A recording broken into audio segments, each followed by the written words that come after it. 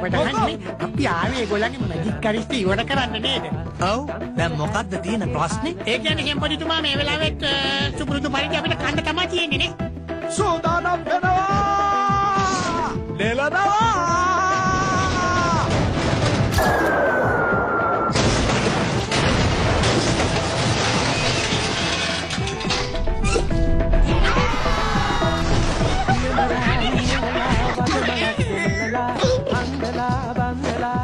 මංගල නෙල්ලුවා නෙල්ලක් නිකන් මල් නෙලනවා. මංගල ගාවේ. එතකොට මේම සාර්ථකයිද? හොඳටම සාර්ථකයි.